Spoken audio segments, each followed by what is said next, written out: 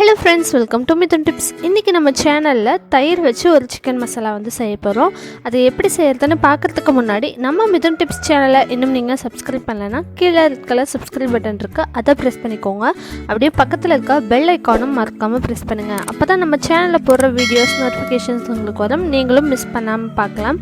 பொதுவா வந்துட்டு நம்ம சிக்கன்னாலே சரி இஞ்சி பூண்டு விழுது பட்டை சோம்பு இந்த மாதிரி ஸ்பைசஸ் எல்லாமே சேர்த்துட்டு நல்ல வாசனையாக செய்வோம். பட் அது அப்படி இல்லை. இன்றைக்கி நம்ம செய்கிறது கொஞ்சம் டிஃப்ரெண்ட்டாக இருக்கும். ஸோ எப்படி செய்யலான்னு பார்க்கலாம் வாங்க. ஒரு வாணலி ஹீட் பண்ணிவிட்டு அதில் தேவையான அளவுக்கு எண்ணெய் சேர்த்திடலாம். அது கூட 3 பெரிய வெங்காயம் மீடியம் சைஸ் அதை வந்துட்டு நல்லா ஃபைன் பேஸ்ட்டாக அரைச்சி எடுத்துருக்குறோம். அதையும் இந்த காஞ்ச எண்ணெய்க்குள்ளே சேர்த்திடலாம். நல்லா பச்சை வாசம் போகிற வரைக்கும் நல்லா வதக்கி விட்டுக்கலாம். இந்த வெங்காயம் பாதி அளவுக்கு குக் ஆனதுமே நம்ம 2 பச்சை மிளகாயை இது கூட சேர்த்திடலாம். இந்த மாதிரி நீட்ட வாக்கில் கட் பண்ணி வச்சுருக்கிற 2 பச்சை மிளகாயும் சேர்த்திடலாம். சேர்த்துட்டு அதுவும் சேர்த்து நல்லா வதங்கணும். இப்போது இந்த வெங்காயத்தில் இருக்க தண்ணி பார்த்திங்கன்னா சுத்தமாக ட்ரை ஆகணும். அது வரைக்கும் வந்துட்டு நல்லா வதக்கி விட்டுக்கலாம். இந்த வெங்காயத்தில் இருக்க தண்ணி பார்த்திங்கன்னா ஃபுல்லாக ட்ரை ஆகிறதுக்கும் அந்த பச்சை மிளகாயும் வெங்காயமும் வதங்கிறதுக்கும் சரியான நேரமாக இருக்கும். இப்போது ஒரு 2 மினிட்ஸ் கழித்து பார்த்திங்கன்னா இந்த மாதிரி தண்ணி ஃபுல்லாக ட்ரை ஆகிடுச்சு. நம்ம எதிர்பார்த்த மாதிரி அந்த ப்ரௌன் ஷேட் வந்துட்டு வந்துருச்சு. இந்த ஸ்டேஜில் ஒரு 3/4 டீஸ்பூன் போல் நம்ம மஞ்சள் தூள் சேர்த்திடலாம். அது கூடவே தனி மிளகாய் தூள் பார்த்திங்கன்னா 1 டீஸ்பூன் அளவுக்கு சேர்த்திக்கலாம்.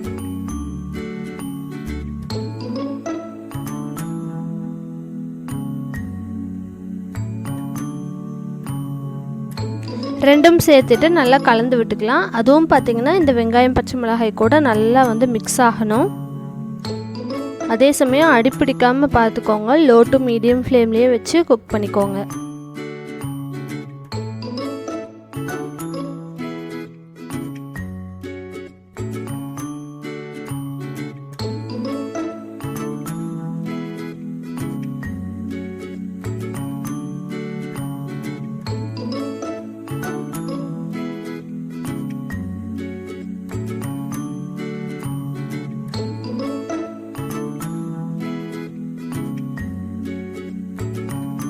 இப்போ இது வெங்காயம் கூட நல்லா வதங்கிருச்சு. இந்த ஸ்டேஜில் 2 தக்காளி மீடியம் சைஸ் வந்துட்டு அரைச்சி எடுத்துருக்குறேன்.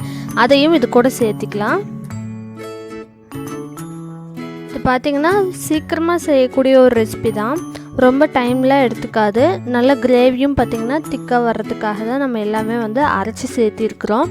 ஏன்னா நம்ம இஞ்சி பூண்டோ அல்லது தேங்காயோ எதுவுமே வந்துட்டு இதில் சேர்த்த போகிறது கிடையாது, கிரேவி திக்காக வர்றதுக்காக. ஸோ நம்ம வெங்காயம் தக்காளி இது தான் வந்து அரைச்சி எடுத்துருக்கோம். தக்காளியோட பச்சை வாசனையும் போயிடுச்சு. அந்த வெங்காயம் மசாலா எல்லாத்துக்கூடையும் வந்து நல்லா மிங்கிள் ஆயிடுச்சு.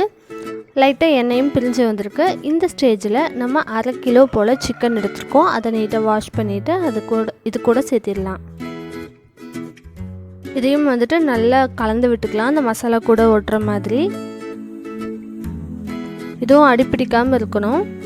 ஸோ கிளறி விட்டுக்கிட்டே இருக்கணும்.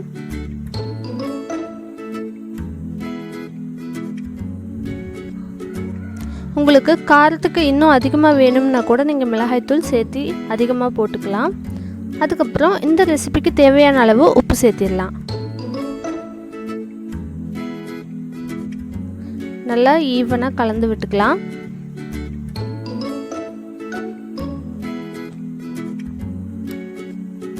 அதுக்கப்புறமா 1 டீஸ்பூன் மல்லித்தூள் இது கூட சேர்த்திட்டு அடுத்ததாக 1 டீஸ்பூன் அளவுக்கு சீரகத்தூளும் இது கூட சேர்த்திடலாம். சீரகத்தூள் பார்த்திங்கன்னா நான் 1 டீஸ்பூன் அளவுக்கு எடுத்துகிட்டு நல்லா வெறும் வாணலியில் நல்லா வறுத்து பவுடர் பண்ணி வச்சுருக்கிறேன். இந்த மாதிரி நல்லா இடித்து வச்சுருக்கிறேன். அப்போ பார்த்திங்கன்னா உங்களுக்கு இன்னும் ஃப்ளேவர் நல்லாயிருக்கும். அதனால் இப்படி சேர்த்திருக்கேன். இப்போது இந்த மசாலா எல்லாமே வந்து அந்த சிக்கன் கூட ஒட்டுற மாதிரி நல்லா கலந்து விட்டுக்கலாம். ஒரு 5 மினிட்ஸ் போல் இப்படியே நல்லா குக் பண்ணிக்கலாம். இதிலேருந்து எண்ணெய் பிரிஞ்சு வர்ற அளவுக்கு நல்லா குக் பண்ணிக்கலாம்.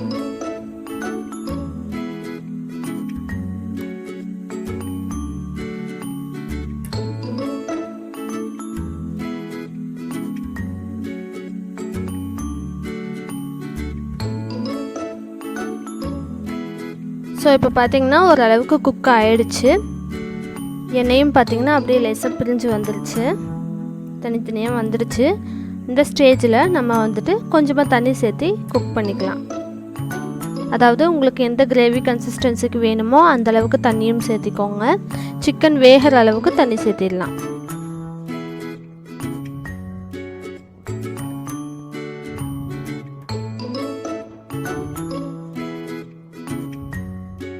தண்ணி சேர்த்ததுக்கப்புறமா நல்லா கலந்து விட்டுட்டு கொதிக்க விட்டுறலாம்.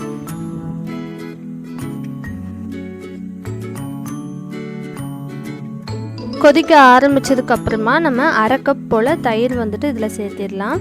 புளிக்காத தயிராக எடுத்துக்கோங்க. புளிச்சிருந்ததுன்னா இதனுடைய டேஸ்ட்டே பார்த்திங்கன்னா மாறிடும். ஸோ புளிக்காத அரை கப் தயிர் வந்து இந்த சிக்கனில் சேர்த்திடலாம்.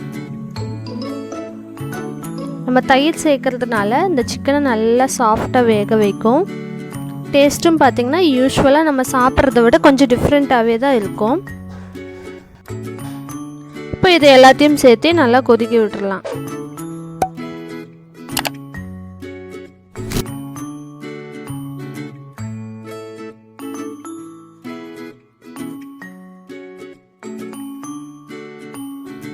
இப்போ பார்த்திங்கன்னா ஒரு 3/4 பதம் போல் நல்லா சிக்கன் வந்து வெந்திருக்கு. இந்த ஸ்டேஜில் வந்துட்டு நம்ம சிக்கன் மசாலா வந்து 2 டீஸ்பூன் போல் சேர்த்திடலாம்.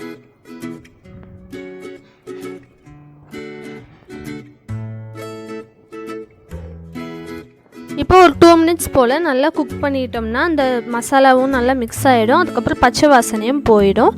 அதுக்கப்புறமா நம்ம அடுப்பை ஆஃப் பண்ணிடலாம். உங்களுக்கு இல்லை இன்னும் நல்லா ட்ரையாக வேணும்னா கூட இந்த தண்ணி எல்லாமே ஃபுல்லாக ட்ரை ஆகிற வரைக்கும் விட்டோம்னாலும் நல்லா டேஸ்ட் வந்துட்டு இன்னுமே சூப்பராக இருக்கும். நம்ம வந்து அது கிரேவி கன்சிஸ்டன்சி இல்லாமல் ட்ரையாக கூட செஞ்சு சாப்பிட்லாம். கிரேவியாக இருக்கும்போது பார்த்திங்கன்னா சப்பாத்தி, நான், இட்லி, தோசை இது எல்லாத்துக்குமே பார்த்திங்கன்னா ஒரு நல்ல காம்பினேஷனாக இருக்கும். ஸோ இந்த ரெசிபி உங்கள் வீட்டில் செஞ்சு பாருங்கள். நார்மலாக நம்ம செய்கிறத விட ஸ்பைசஸ் எதுவும் சேர்த்தாமல் ரொம்ப சிம்பிளாக ஈஸியாக கம்மியான நேரத்தில் செய்யக்கூடிய ஒரு ரெசிபி தான். ஸோ பிடிச்சிருந்தால் லைக் பண்ணுங்கள், ஷேர் பண்ணுங்கள், நம்ம சேனலை சப்ஸ்கிரைப் பண்ணுங்கள். தேங்க்ஸ் ஃபார் வாட்சிங்.